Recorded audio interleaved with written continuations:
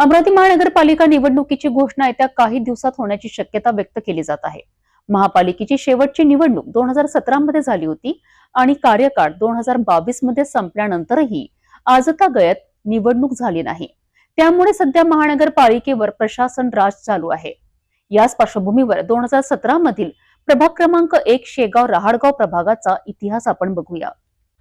अमरावती महानगरपालिका निवडणूक येत्या काही दिवसात जाहीर होणार असल्याचे संकेत मिळत आहेत। 2017 मध्ये शेवटची निवडणूक झाली, तिचा कार्यकाळ 2022 मध्ये संपला। त्यानंतर निवडणुका झालेल्याच नाहीत। त्यामुळे महानगरपालिकेचे प्रशासन राज सध्या शहरात आहे। या निवडणुकीविषयी बोलत असताना चला इतिहास के पन्नों से 2017च्या निवडणुकीचा इतिहास जाणून घेऊया। सर्वप्रथम प्रभाग क्रमांक 1 शेगाव रहाडगाव। महानगरपालिकेच्या प्रारूप रचनेनुसार एका प्रभागात 4 नगरसेवक अशी रचना आहे। शेगाव रहाडगाव प्रभागातही 4 पदांसाठी निवडणूक झाली होती। या प्रभागात Shegaon, Rahadgaon, Marathanagar, Madhavnagar, Guhe layout, Shriramnagar, Shingore colony, Sachchidanand colony, Arjun Nagar, power house, Sangeeta colony, Angadh Nagar, Padmaswarup colony, Ayodhya colony, Tarangan Nagar, Asiad colony, Pushpagandha colony, Hollywood colony, Swavalambi Nagar, cotton green colony, Vishwaprabha colony, Shanti Sadan, Vijay colony तसेच शासकीय अभियांत्रिकी परिसर असे अनेक भाग येतात। या प्रभागाची लोकसंख्या आहे 27,457। अ, ब, क, ड या वर्गणीनुसार निवडणूक झाली।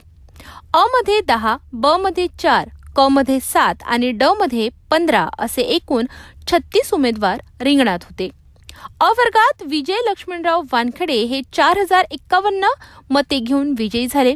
शिवसेनेचे राजू शामराव मानकर यांचा 1136 मतांनी पराभव करून वानखडे विजयी ठरले होते। ब वर्गात सुशीला शेखर बिरे या 5433 मते घेऊन विजयी झाल्या होत्या। काँग्रेसच्या अर्चना रवींद्र इंगोले यांना 1419 मतांनी त्यांनी पराभूत केले होते। तर क वर्गात वंदना प्रदीप मडगे यांनी 4077 मते मिळविली होती। काँग्रेसच्या रुपाली प्रशांत धर्माळे यांचा 737 मतांनी त्यांनी पराभव केला होता। ड वर्गात गोपाल दामोदर धर्माळे हे 2757 मतांनी विजयी झाले।